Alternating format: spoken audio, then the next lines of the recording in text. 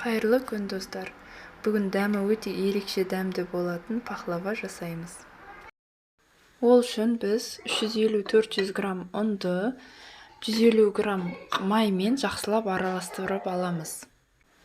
Содан кейін бір жұмыртқамен 100 грамм қаймақты және 14 грамм разрыхлительді араластырып алып, жақсылап жұмсақ қамыр илейміз.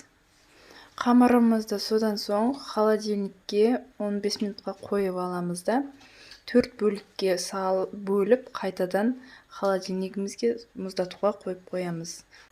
Оған дейін жаңғағымыз бен қантымызды араластырып, майдалап аламыз.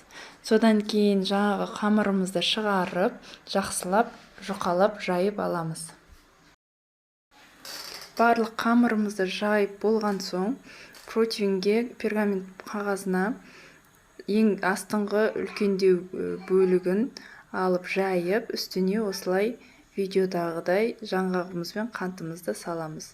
Одан кейін келесі бөліктерді де дәл солай қайталап, жаңғағымызды аямай салып шығамыз жақсылап. Барлық бөліктерімізді салып болған соң, астыңғы бөлік пен ең жоғарғы бөлігін жақсылап бір-бірімен жабыстырып, біріктіріп аламыз.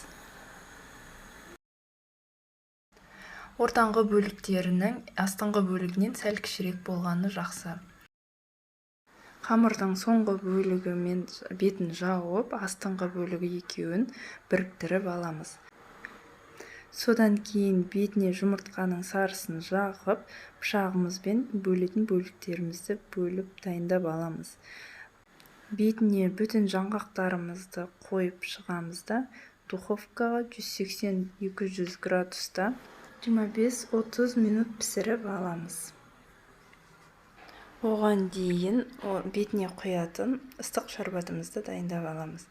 Ол үшін үлкен қасықпен балымызды және 150 грамм қантымызды, 1 стақан суымызды газға жақсылап бір кішкене қайнатып аламыз.